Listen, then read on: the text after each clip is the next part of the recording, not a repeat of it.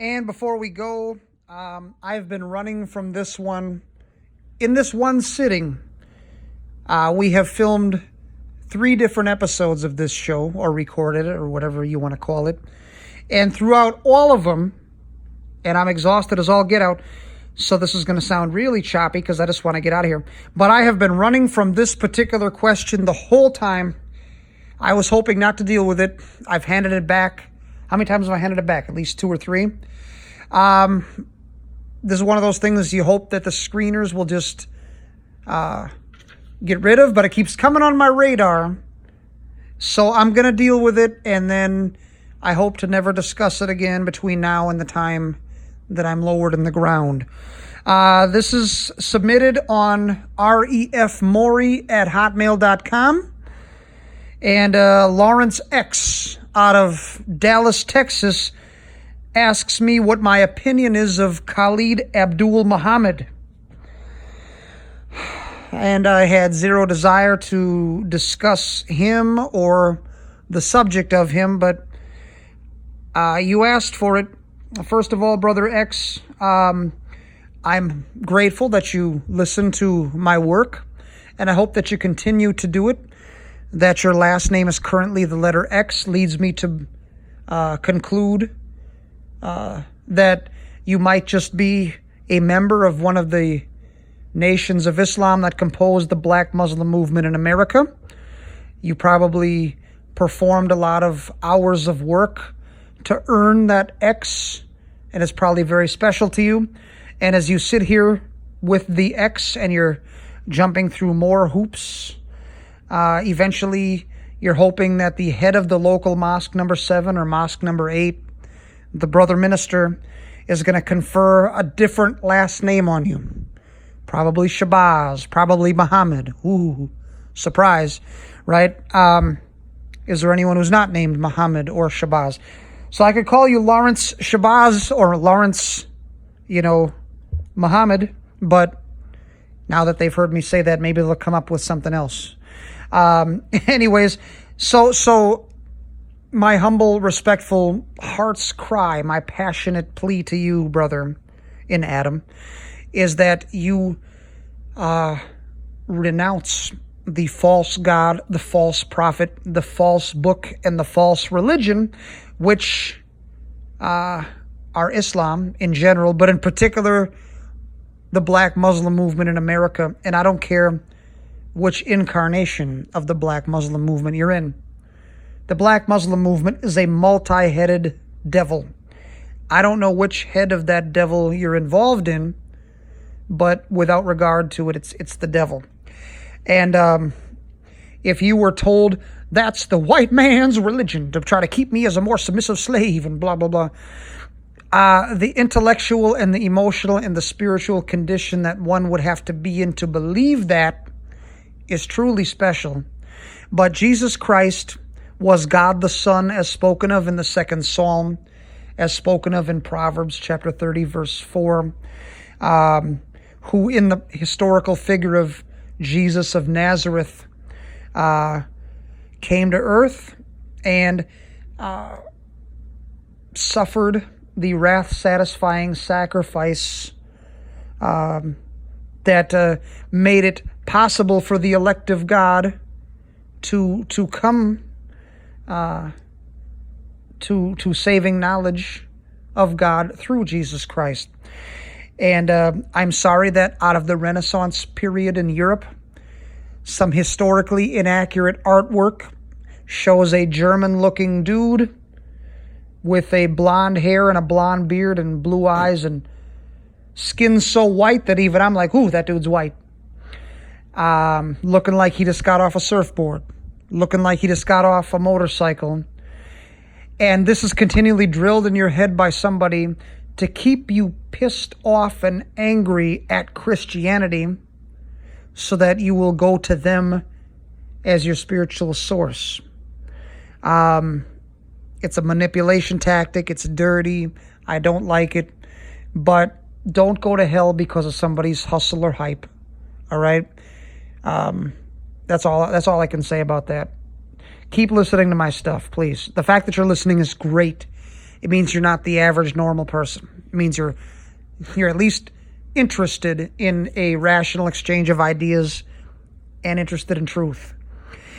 In terms of Khalid Abdul Muhammad, I know very little. I'm just going to fire from the gray cells here. And since I've been putting this question off for 8 hours, maybe 9 hours if you count the time we took for lunch, I've had a little bit of time to reflect in my mind about how I would hit Khalid Abdul Muhammad. So here I go. In the 1990s, Khalid Abdul Muhammad, by the way, he was born Harold Moore, just like Lawrence X, you were born as something else. And he was Harold Moore and eventually became Khalid Abdul Muhammad because what schmo is not Muhammad or Shabazz in that movement, right? So he rose to a position of national spokesman. So he was to Louis Farrakhan what Malcolm X was to Elijah Muhammad. He was the Malcolm X of this time period, minus the personality and the charisma. In terms of even oratorical ability, could he scream and yell? Yes, he could scream and yell. Was he a deliverer who was in touch with his audience the way Malcolm was? No, he was not. He led with the ego, and you could tell that he had a type A personality where when he looked in the mirror, he saw the greatest thing since sliced bread, and he carried himself that way. And it came across. Malcolm X was a humble servant of the black community, and it came across. You know what I mean? So different person, doesn't even deserve to be in the same conversation as Malcolm, and I apologize that I'm even comparing the two. But so he was the spokesman for the Nation of Islam. At some point, he went to prison. Usually criminals go to prison and they leave as a member of the Nation of Islam. Here he started as a member of the Nation of Islam, went to prison as a criminal. So he had the backwards roll there. But I don't think it was anything violent. I think it was some white-collar crime. I'm going to say embezzlement or something mortgage-related, perhaps. You have to look that up. I'm just flowing freestyle here. Freestyle's best.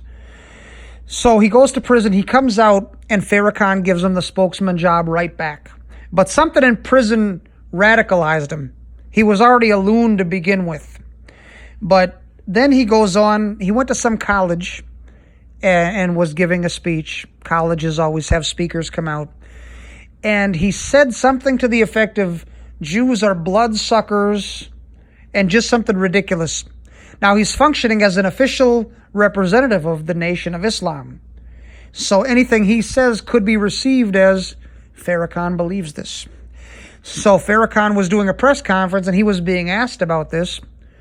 And Farrakhan said, you know what? I don't disagree with the things the brother said that were true. And he made that very fine distinction because it implied that some of the things he said weren't true. Very slick. Farrakhan's very slick. But he said the manner in which he communicated them, or I don't know if it was tone or what the word he used was, the way he communicated was not the way I would have communicated it. So on that basis, we're going to suspend Khalid Abdul Muhammad from his position right now as the spokesman. Okay. So that happened. I know Khalid Abdul Muhammad shows up. I think he was a rapper for a while. I know he showed up in a lyric or two with Ice Cube. Ice Cube during his really militant days, he would say things like bourgeois, because he was talking about Marxism in rap music, but then he was talking about the Nation of Islam in rap music. But yeah, he said Khalid Abdul Muhammad's name once in his music. I remember it very well. I think Public Enemy was going to do something with him. But yeah, so he was thrown out of the Nation of Islam. At some point, he survived an assassination attempt. I remember that. He lived through it. He got shot. He would live, I think, like 7 more years even. So, now a parallel event that was a separate thing I got to tell you this story. There was an organization in the 1960s that was called the Black Panther Party for Self-Defense. Okay. It started off innocently as, in the 1960s, a kid got run over by a car because there was an unregulated corner in Oakland. So it was a protest, just a vigil for the kid that got run over, saying we want a stop sign at this corner because nothing's here. Then the police started beating the people who were having the candlelight vigil, and it evolved into, we've got to have a civilian counterpart to the police that can provide resistance when the police are acting bad. In and of itself, it's very similar to something that would have been in the American Revolution, okay? And it was a true revolution in that sense. But whenever black folks get involved in something positive, what happens to them? What's the poison? What's the murder weapon? It's the white liberal, right? The white Marxist liberal gets involved in it, takes it over, and eventually uses it as a way to penetrate the black community and get the black community to carry the water for radical left-of-center political things. So the Black Panther Party for Self-Defense began to evolve in crazy ways. I wrote a book in 2010 that I never published, and there was a section of it where I said, "Your mama dresses you funny." That's what it was called.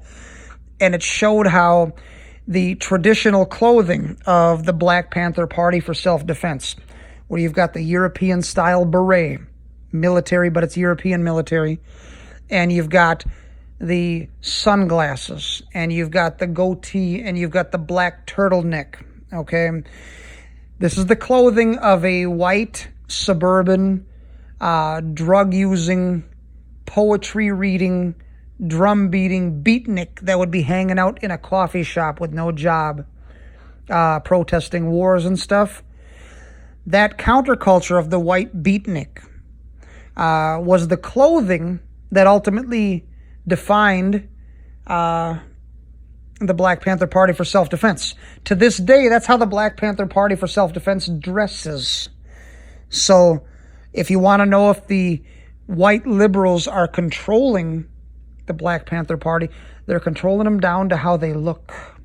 Okay? But the funny thing is, the philosophy. If you read your Marx, if you read your Lenin, when every other word that comes out of an agitator's mouth is oppressed or revolution or something of that nature, then it's European influence. Okay? The French Revolution, the organizing principle behind it was égalité.